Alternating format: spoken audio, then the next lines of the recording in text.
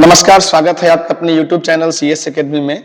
और आप हमारे स्टैटिक जीके से अभी पहला स्टैटिक जीके आपने देखा और ये हमारा दूसरा स्टैटिक जीके है जो स्पेशली हमने लिया है, जो भारत में उत्पादन से संबंधित है। उत्पादन में पहला, उत्पादन में दूसरा, तीसरा कौन है। पहला स्थान विश्व में भारत के राज्यों से संबंधित, और ये काफी इंपॉर्टेंट जो 2022-23 के एग्जाम्स में आए हुए हैं ना टोटल, वो उन सारे प्रश्नों को हम देखेंगे और स्पेशली उत्पादन से संबंधित तथ्यों को देखेंगे। ठीक है, तो जैसे आपका पहला ही प्रश्न जो है वो कृषि से है। देखिए, सबसे पहले हम बात करें कृषि की, तो बच्चे ये जो आपका कृषि है ना ये भारत पहले कृषि प्रधान था।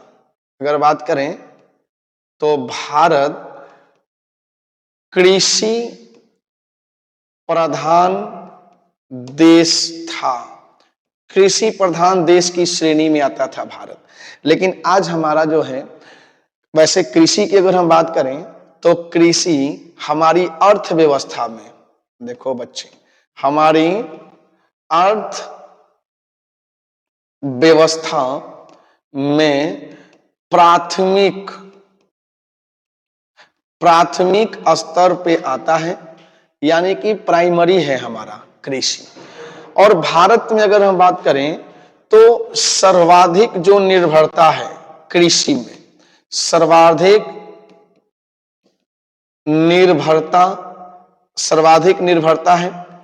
और अगर इसमें बात करें तो भारत का जो मुख्य खाद्य फसल है, जो एग्जाम में कई बार पूछा गया है, भारत का मुख्य खाद्य फसल है वो चावल है। भारत का मुख्य खाद्य फसल बच्चे वो चावल ही है। देखो, चावल ही है, तो चावल आपको देखना, सबसे बड़ा उत्पादक अगर हम देखें कौन सा देश अगर सबसे बड़ा उत्पादक है तो हो जाएगा चीन। चावल की बात करें तो नंबर 1 पे है बच्चे चीन उत्पादन करता है, नंबर 2 पे आता है भारत। तो भारत कई प्रकार की है ना, कई प्रकार के चावल की किस्मों का उत्पादन करता है। ठीक है, देखिए कृषि की बात करें तो कृषि हमारी राज्य सूची का विषय है। सबसे पहले तो अगर विषय के रूप में जाने तो कृषि हमारी राज्य सूची का विषय है।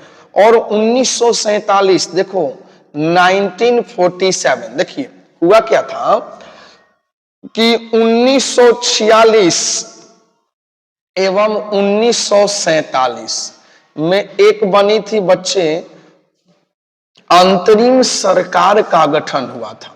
अंतरिम सरकार में जो हमारे कृषि मंत्री रहे बच्चे, कृषि मंत्री वो कौन थे, तो अपने बिहार के रहने वाले डॉक्टर राजेंद्र प्रसाद को ही बनाया गया था। कृषि मंत्री डॉक्टर राजेंद्र प्रसाद को बनाया गया था। तो ये मूल पॉइंट आप इसको याद कर लें।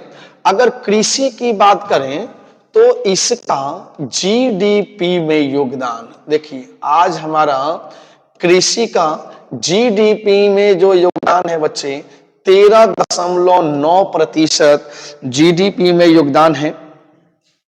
तो ये भारत की भाई सबसे इंपॉर्टेंट चीज आप देख रहे हैं कृषि, है ना। तो इसको आप स्क्रीनशॉट ले ले एक बार अच्छे से, ठीक है, इसको कर लें ताकि हम इसको हटा दें। भारत की अगर हम बात करें ना बच्चे, तो भारत में सबसे इंपॉर्टेंट, देखिए भारत में सबसे इंपॉर्टेंट वन भी इसी में आते हैं। अगर भारत की भूभाग की बात करें तो भारत का देखो भूभाग का 21% पर क्या होना चाहिए, 21% पर वन होना चाहिए। 21% पर वन है, होना चाहिए, जो निर्धारित है 33% पर होना चाहिए, 33% पर होना चाहिए, लेकिन 21% पर वन है। और अगर हम बात करें चारागाह के रूप में हमारी भूमि का जो इस्तेमाल हुआ है वो 4% हुआ है।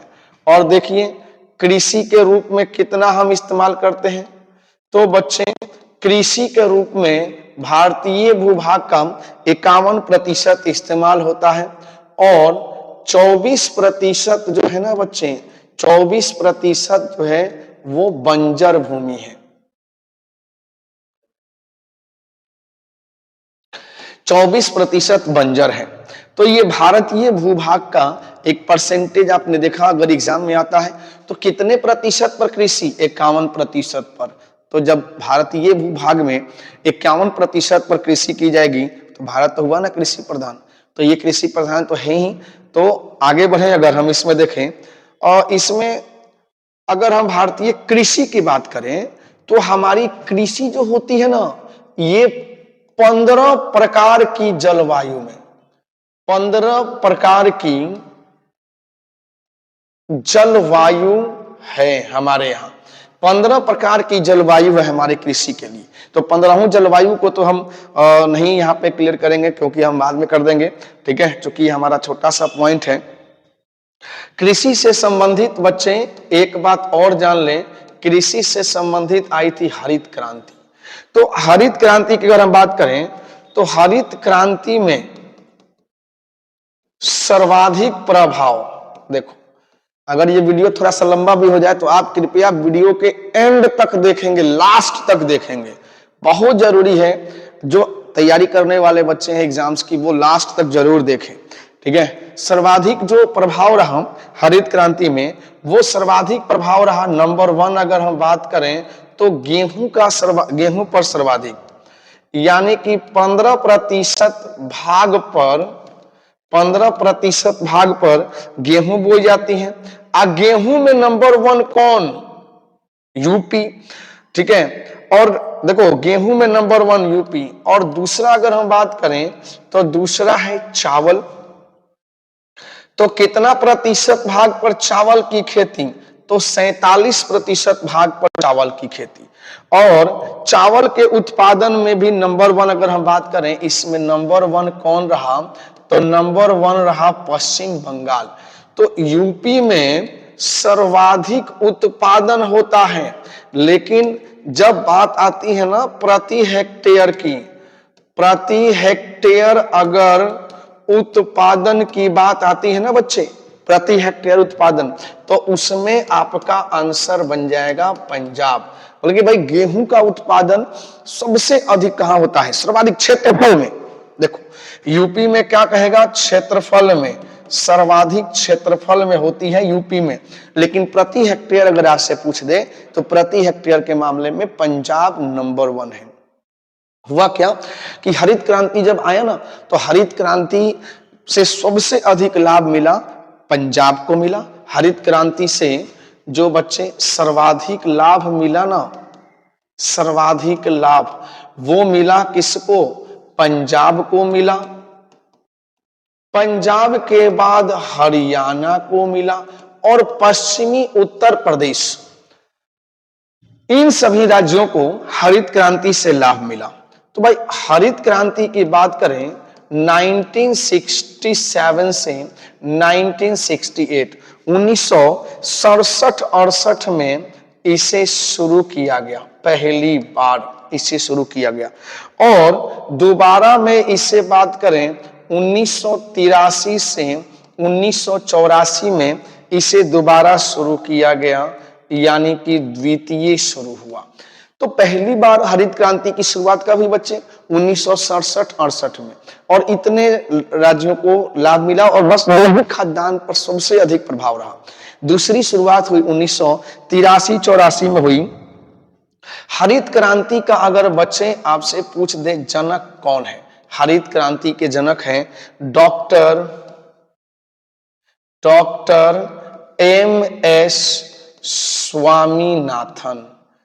Doctor M S. स्वामीनाथन इसके जनक है, ठीक है, हरित क्रांति के मूल जनक है। तो एक बार इसका भी स्क्रीनशॉट ले लें, काफी महत्वपूर्ण पॉइंट है बच्चे एग्जाम के पॉइंट ऑफ व्यू से, तो आप इसमें मूल चीजें याद भी रखेंगे, ठीक है। उसके बाद अगर हम बात करें, देखो उसके बाद हम बात करेंगे फसल की। अगर हम बात करें जैसे कि चावल हमारा फसल है, भारत चावल उत्पादन पे दूसरे नंबर पे है। पहले नंबर पे चीन है। चीन का भारत से और कई प्रकार की वैरायटी का ये आप देख रहे हैं धान। ठीक है, तो फसल की अगर हम बात करें तो देखिए 3 प्रकार के फसल हमारे यहां बोए जाते हैं। ठीक है, और ये तो आप एकदम गारंटी आपके परीक्षा में पूछना तय है। तो 3 प्रकार के फसल में हम बात करें तो एक होता है बच्चे रबी की फसल, दूसरी होती है खरीफ फसल, ठीक है, और तीसरी होती है आपकी जायद। तो उत्पादन के हिसाब से 3 फसल, लेकिन व्यवसाय के हिसाब से अगर देखें तो एक नगदी फसल भी आपकी होती है ना, जायद फसल ले लें, है ना, और एक ले लें कौन सी, नकदी फसल हम ले लें, है ना।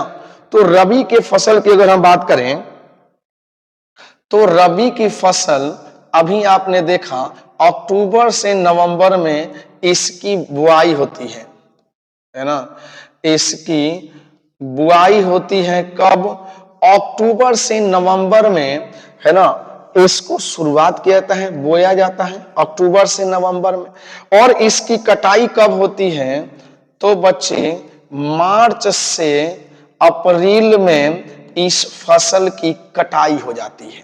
तो बस यही याद रखना है कि रबी फसल बोया कब जाता है, अक्टूबर नवंबर में बोया जाता है। चूंकि देखिए रबी की फसल के लिए ना टेम्परेचर, तापमान बहुत इंपॉर्टेंट है, और जब आपका 18 से 20 डिग्री सेल्सियस औसतन तापमान होता है ना, तब रबी की खेती की जाती है। गेहूं बोया जाता है रबी के फसल, प्रमुख फसल तो गेहूं ही है। इसमें आता है बच्चे, गेहूं आता है रबी में आता है जौ आता है, इसमें चना भी रबी फसल का ही भाग है ना। तो बच्चे मटर, चना, मटर, मसूर जो है ना ये भी रबी है। उसके बाद सरसों की बात करें तो यह बीच में आता है, रबी और खरीफ के बीच में आता है सरसों, तो सरसों भी रबी के साथ ही बोया जाता है। ठीक है, आलू बच्चे, सरसों, राई आदि ये सभी जो है ना फसल, ये सभी खरीफ फसल रबी फसल है। उसके बाद खरीफ फसल की अगर हम बात करें ना तो देखिए खरीफ फसल कब बोई जाती है ना, जून जुलाई में इसको बोई जाती है, जून जुलाई में बुआई होती है।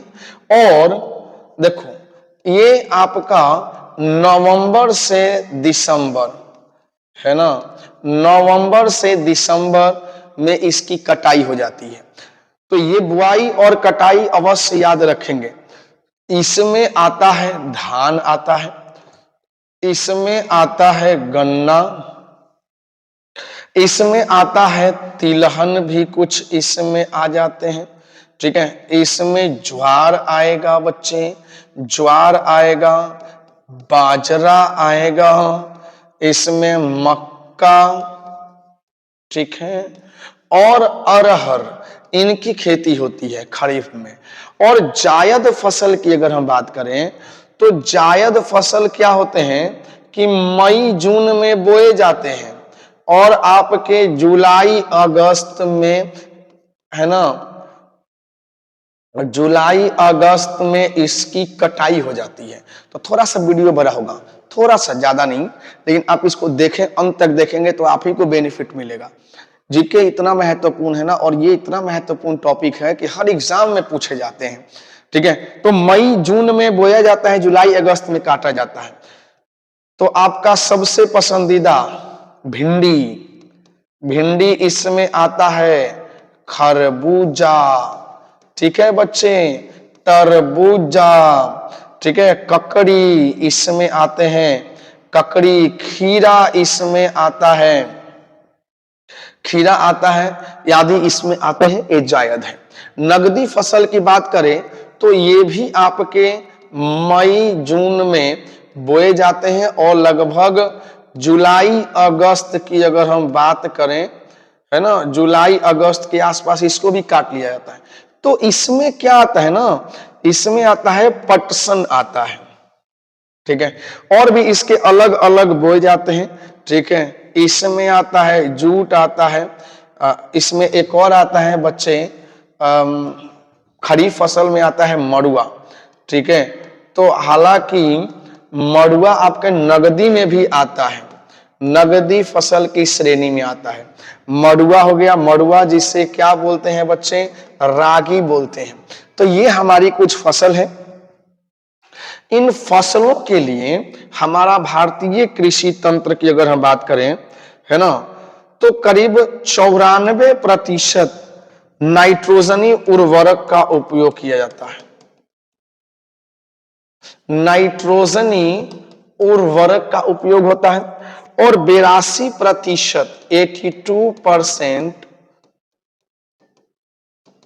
फॉस्फेट 82% फॉस्फेट उर्वरक का उपयोग किया जाता है। और उर्वरक उत्पादन की अगर हम बात करें तो इसमें नंबर 1 देश है चीन। उर्वरक उत्पादन में नंबर 1 चीन है, नंबर 2 है यूएसए और नंबर 3 है भारत। उर्वरक के उत्पादन में नंबर 3 है बच्चे भारत। तो भारत इसका इस्तेमाल करता है। एक बार स्क्रीनशॉट ले लें और इसको अच्छे से याद कर लें, पूरा का पूरा रट लें, है ना। उर्वरक उपभोक्ता की अगर हम बात करें, ये तो हो गया उत्पादन। देखो बच्चे, ये हो गया उत्पादन। अब बात आती है उपभोग में। उर्वरक उपभोक्ता में नंबर 1 देश है चीन, है ना, और नंबर 2 है भारत। तो मूल चीज भारत से ही है। तो उर्वरक के उत्पादन और उपभोग, इन दोनों में भारत जो है उत्पादन में तीसरा और उपभोग में दूसरा है। ठीक है। अब इसमें एक आता है ना, एक आता है बच्चे पोटास। तो एसएससी ने कई बार पूछा है किस उर्वरक में उपयोग में भारत पूर्णतः आयात पर निर्भर है ना। तो अगर हम बात करें पोटास के में, भारत क्या है भाई, आयात पर निर्भर है। हमें पोटास मंगाना पड़ता है, हम इस पे अपनी निर्भरता नहीं रखते, इसीलिए हमें पोटास विदेशों से मंगाना पड़ता है। दूसरी बात आती है जो सबसे खतरनाक है, और वो सबसे खतरनाक है बच्चे यूरिया, है ना। तो खतरनाक यूरिया जो है, यूरिया, और यूरिया का हमारे देश में बच्चे 100% उपयोग हम करते हैं। नंबर 1 है पूरे विश्व में 100%। तो ये कुछ आपके एग्जाम के पॉइंट ऑफ व्यू से इंपॉर्टेंट थे, इनको आप अच्छे से याद कर लें। ठीक है, स्क्रीनशॉट ले लें और आगे बढ़ेंगे। नेक्स्ट पॉइंट है, और इसके बाद आती है ना बच्चे, एसएससी पूछता है सिंचाई से। ठीक है, सिंचाई से संबंधित भी आपके बहुत सारे क्वेश्चन इसमें रहते हैं। तो सिंचाई की अगर बात करें ना, तो सर्वाधिक जो सिंचाई होती है, सर्वाधिक वो किससे होती है, नलकूप से सर्वाधिक होती है। नलकूप हो गया या आपका हो गया पंप सेट। नलकूप या पंप सेट से सर्वाधिक सिंचाई होती है। और इसमें नंबर 1 है तमिलनाडु। देखो, तमिलनाडु नंबर 1 है और दूसरा है महाराष्ट्र। तो तमिलनाडु की बात करें, तमिलनाडु कितना परसेंट, 18%, और महाराष्ट्र है ना बच्चे 15.6% इसका उपयोग करता है। उसके बाद बात आती है तालाब की, बात आती है। तो तालाब से सिंचाई जो होती है वह कहां होती है, प्रायद्वीपीय भारत में तालाब से सिंचाई की जाती है।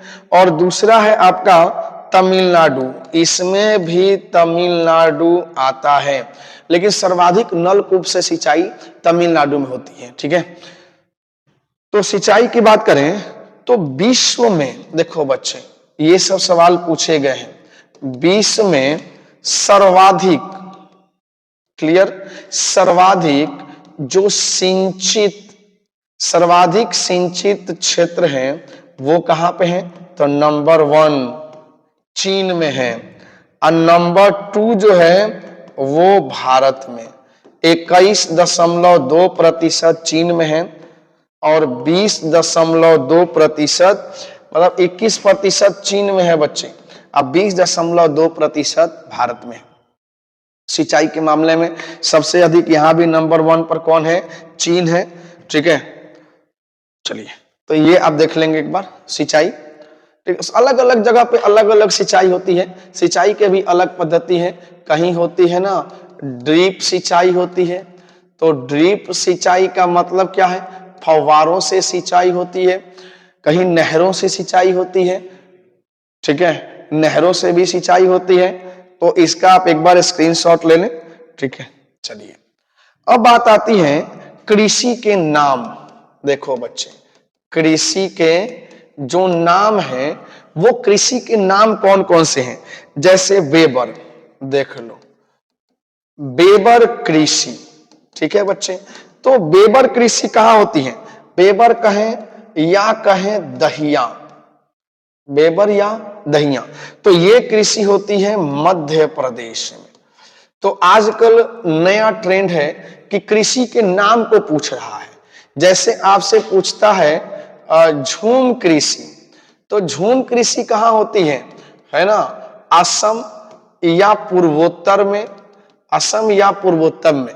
झूम कृषि का मतलब क्या है, इसमें क्या करते हैं, स्लैश एंड बर्न बोलते हैं इसको। इसको क्या बोलते हैं, स्लैश एंड बर्न के नाम से भी इसको जानते हैं। मतलब जंगलों को काटते हैं, कृषि करते हैं, फिर आगे बढ़ते हैं, फिर काटते हैं, जैसे उसकी उर्वरता शक्ति समाप्त हो जाती है फिर आगे बढ़ते हैं। स्लैश एंड बर्न कृषि के नाम से जानते हैं। देखो उसके बाद है ना आपका पोडू, पोडू या पोंडू, पोडू या पोंडू कृषि की बात करें तो ये होती है बच्चे आंध्र प्रदेश में ये खेती होती है। पहला दहिया, दूसरा ये और तीसरा ये। चौथा की बात करें तो देखिए पामा डाबी, पामा डाबी या कोमान कृषि। तो ये होती है बच्चे कहां पर, तो ये होती है ओडिशा की कृषि है। उसके बाद है कुमारी, जो कुमारी कृषि का प्रकार है ना ये होता है पश्चिम बंगाल में कुमारी। और उसके बाद है वालरे, देखो वालरे कृषि या वाल्टरे, वालरे या वाल्टरे, तो इसको बोलते हैं दक्षिण पूर्व राजस्थान की कृषि है, ठीक है। उसके बाद है खिल, देखो बच्चे जो खिल कृषि होती है ना ये हिमालय का जो इलाका है ना उस पर होती है, हिमालय के क्षेत्र में होती है खिल कृषि। उसके बाद है कुरुवा, तो कुरुवा कृषि होती है झारखंड में होती है। और एक ले लें झूम, तो हुई गया आपका। तो इस प्रकार से कुछ कृषि के पार्ट हैं। फिर से मैं बोल दूं, दहिया मध्य प्रदेश, झूम असम और पूर्वोत्तर में, पोडू या पोंडू होते हैं आपके आंध्र प्रदेश में, पामा डाबी या कोमान ये ओडिशा में, कुमारी पश्चिम बंगाल, वालरे या वाल्टरे जो होता है दक्षिण पूर्व राजस्थान, खिल हिमालय क्षेत्र में, हिमालय आपके हिमालय क्षेत्र में, और कुरुवा जो होता है झारखंड में। ये कुछ कृषि के प्रकार हैं, कृषि के नाम है। तो एक बार इसको भी याद कर लेंगे, ठीक है। देखिए इसके बाद ये बोला कि अलग अलग कृषि है, अलग अलग कृषि उपकरण है, ठीक है।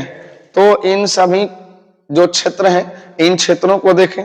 जैसे उत्पादन में अग्रणी, देखो उत्पादन में अग्रणी की अगर हम बात करें, उत्पादन में अग्रणी कौन है, तो सबसे पहले ले लो चावल।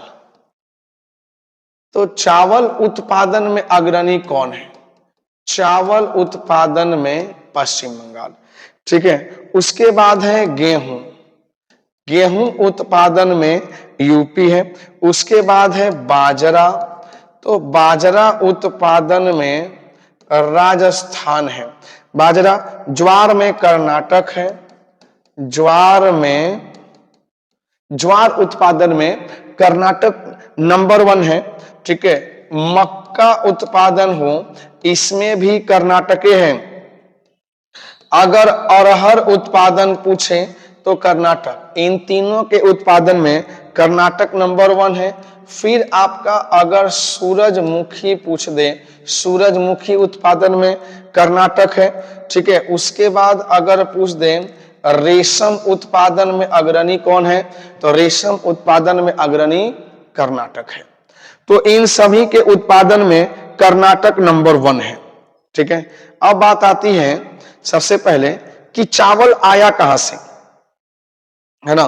तो चावल की बात करें, चावल देन है किसकी, भारत और इंडोनेशिया, भारत और इंडोनेशिया।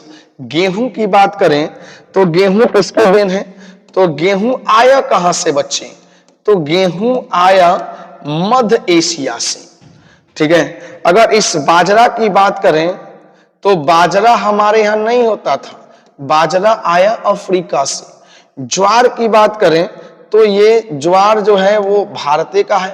मक्का की बात करें, जो मक्का है ये मध्य अमेरिका से, मक्का मध्य अमेरिका की देन है।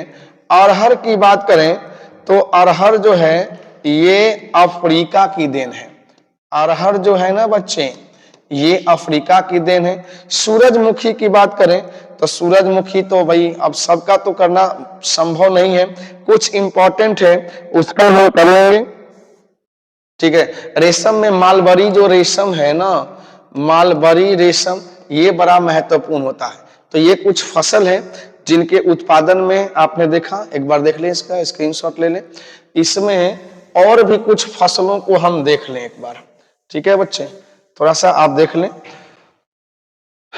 चलिए सरसों की बात करें ना, ये कई बार पूछा है। सरसों उत्पादन में नंबर 1 है राजस्थान, सरसों उत्पादन में नंबर 1 राजस्थान है। चना उत्पादन में मध्य प्रदेश, चना उत्पादन में मध्य प्रदेश। उसके बाद सोयाबीन उत्पादन में देखो, सोयाबीन का उत्पादन करना हो नंबर 1 कौन हो जाएगा, मध्य प्रदेश हो जाएगा। कपास उत्पादन में, ये आपका पूछा गया क्वेश्चन है, कपास उत्पादन में महाराष्ट्र, ये महाराष्ट्र है। जूट, कपास के बाद जो सन वाले हैं ना जूट, जूट उत्पादन में पश्चिम बंगाल नंबर 1 आता है। उसके बाद हम बात करें रेशम हो गया। तंबाकू उत्पादन में, बिल्कुल तंबाकू उत्पादन में आंध्र प्रदेश, आंध्र प्रदेश नंबर 1 है। उसके बाद चाय, बिल्कुल चाय उत्पादन में नंबर 1 है बच्चे असम। और रबर उत्पादन आपसे पूछ दे तो रबर उत्पादन में नंबर 1 है केरल। और रबर आया कहां से, तो रबर आया ब्राजील से। और ब्राजील किसका है, तो दक्षिण अमेरिका का भाग है ना। चाय जो है ये किसकी देन है, चाय चीन से आया, है ना, चाय जो है वो चीन से आया। सोयाबीन भी चीन से आया, सोयाबीन भी। ये कुछ देश पूछता है कि भाई कौन सा फसल किस देश का है। इसमें एक और अमरूद ले लें तो बच्चे अमरूद के उत्पादन में नंबर 1 है अमेरिका, अमरूद उत्पादन में। कहवा, देखिए कहवा जो होता है ना, यानी कि आपकी कॉफी, कॉफी उत्पादन में नंबर 1 देश ले लें ब्राजील। और भारत का ले लें, देखो अगर भारत की बात करें तो भारत में कर्नाटक हो जाएगा। बाबा बुदन की पहाड़ी पर पहली बार इसको बोया गया था। आलू उत्पादन अगर आपसे पूछ दे तो बच्चे, अगर आपसे पूछ दे आलू उत्पादन में, तो ये भी आप सब देख लिए, तो आलू भी देख लीजिए, फलों का राजा है बच्चे, है ना। तो आलू उत्पादन में नंबर 1 यूपी है। गन्ना उत्पादन में नंबर 1 यूपी है। जो प्याज होता है ना, प्याज, प्याज उत्पादन में नंबर 1 महाराष्ट्र, महाराष्ट्र। और आलू आया कहां से, तो ये पेरू से आया, ठीक है। आलू जो है वो पेरू से आया, देश का नाम है ये। तो ये कुछ इंपॉर्टेंट आपके कृषि हैं जो आपके एग्जाम में पूछे जाते हैं। चलिए आगे बढ़ा जाए। नेक्स्ट अब देख लीजिए, तो हमारे इस पार्ट को आप अच्छे से देख लें, एक बार देख लो बच्चे। कृषि की बात करें तो सबसे पहले आता है ना क्रांति। तो कौन कौन सी क्रांतियां हुई? क्रांति में सबसे पहले आया कौन सा? हरित क्रांति। तो हरित क्रांति किसके लिए आया? खाद्यान्नों के लिए आया। उसके बाद आया आपका श्वेत क्रांति। तो श्वेत क्रांति की अगर हम बात करें तो दूध उत्पादन से, है ना, श्वेत क्रांति।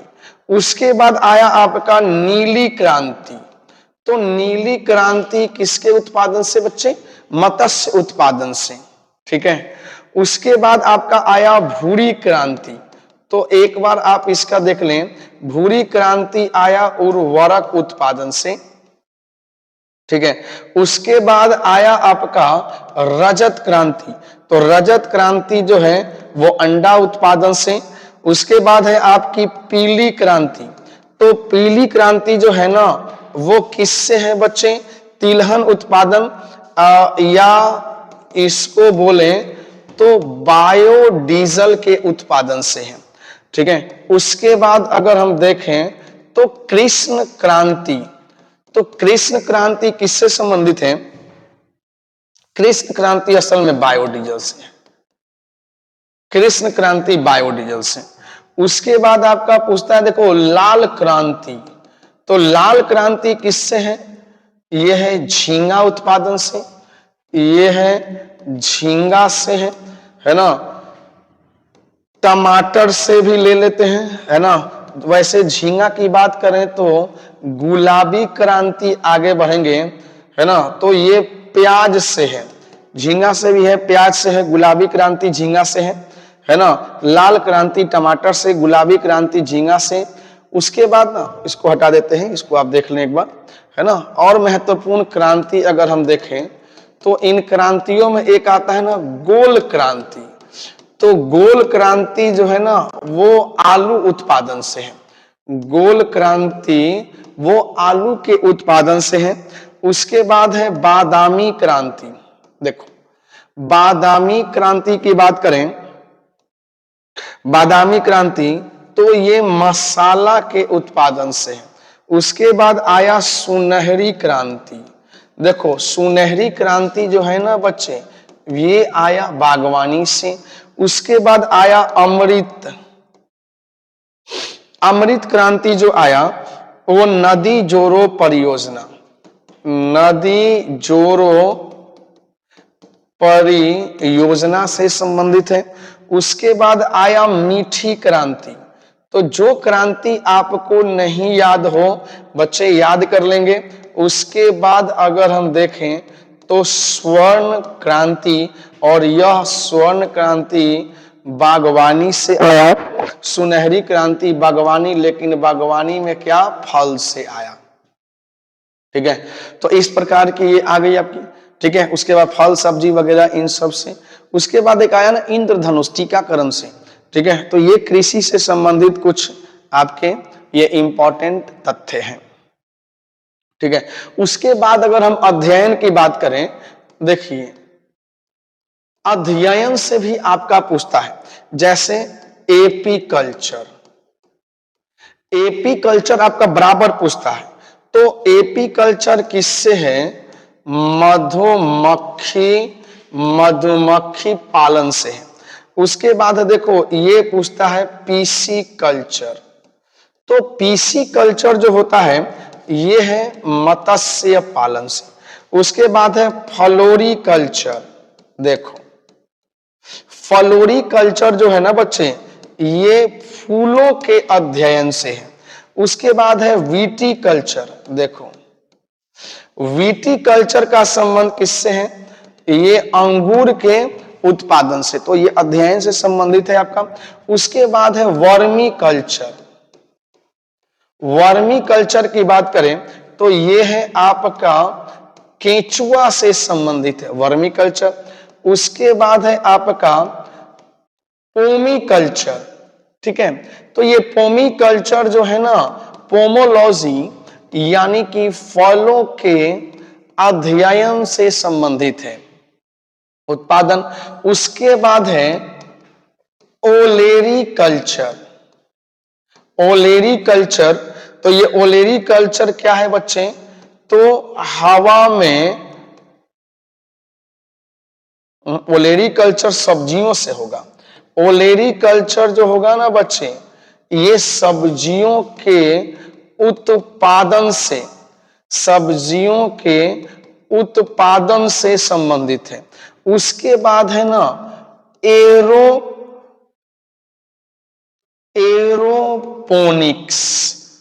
एरोपोनिक्स की बात करें तो एरोपोनिक्स है हवा में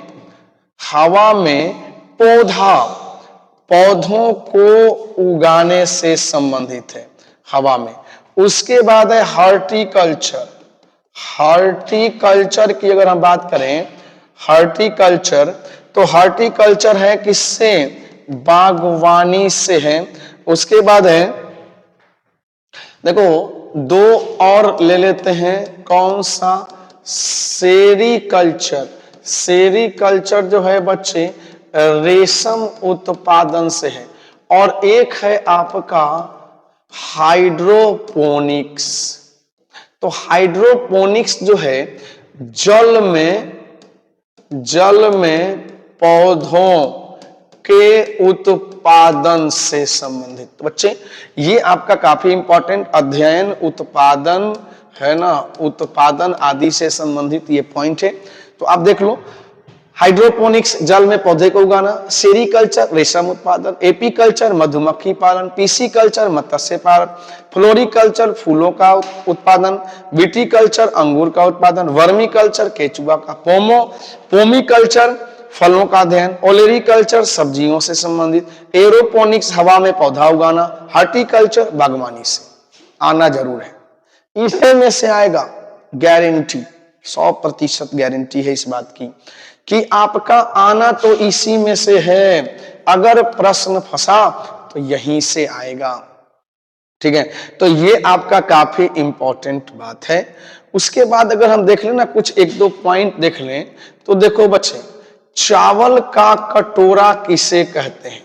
देखो चावल का कटोरा किसे कहते हैं, तो भारत में अगर बात पूछेगा ना, चावल का कटोरा विश्व में चीन को कहते हैं। और भारत में जो है ना, छत्तीसगढ़ को कहा जाता है। विश्व में चीन, भारत में चीन। तो कई इसकी किस्म है, चावल की कई किस्म है। IR20 किसकी किस्म है भाई, चावल की किस्म है। दूसरा अगर हम बात करें, देखो काजू उत्पादन पूछा हुआ था हाल ही में पूछा था, काजू उत्पादन में प्रथम, तो काजू उत्पादन में प्रथम कौन है, काजू उत्पादन में प्रथम है महाराष्ट्र। जैविक खेती, तीसरा बड़ा महत्वपूर्ण सवाल, ठीक है बच्चे, जैविक खेती में प्रथम, भारत में प्रथम कौन सा है, तो जैविक खेती में पूछेगा सिक्किम। बच्चे जवाब देना 2016। और दुनिया का, वर्ल्ड का नंबर 1 है ना। और चौथा सवाल है बच्चे, जैविक खेती करने वाला है ना, पहला एक तरह से बोलते केंद्र शासित प्रदेश, पहला केंद्र शासित अगर प्रदेश पूछ लेना बच्चे, तो पहला केंद्र शासित प्रदेश हो जाएगा लक्षद्वीप। तो लक्षद्वीप पहला केंद्र शासित प्रदेश है जो जैविक खेती। तो दूसरा अगर स्टेट में नंबर 1 तो सिक्किम है, दूसरा हिमाचल प्रदेश की बात चल रही थी, हिमाचल प्रदेश, और तीसरा बिहार होने वाला है, एक गोवा भी है जिसमें जैविक खेती की जा रही है। तो देखो ये काफी इंपॉर्टेंट आपके कुछ पॉइंट्स मैंने करा दिया। हमारा जो मूल प्रश्न है इसके आगे तो हम नहीं बढ़ पाए इस वीडियो में। तो बच्चे यही पर्याप्त हो गया कि कृषि के बारे में थोड़ी सी आपको जानकारी दें, उसके बाद हम इसको आगे लेकर चलें। तो इस वीडियो को आप लाइक कर दें, ज्यादा से ज्यादा बच्चों तक शेयर करें, चाहे बच्चा SSCGD का हो, बिहार SSC का हो, यूपी पुलिस का हो, सभी तक इस वीडियो को पहुंचाएं ताकि सभी आपके मित्रों को लाभ मिले। धन्यवाद।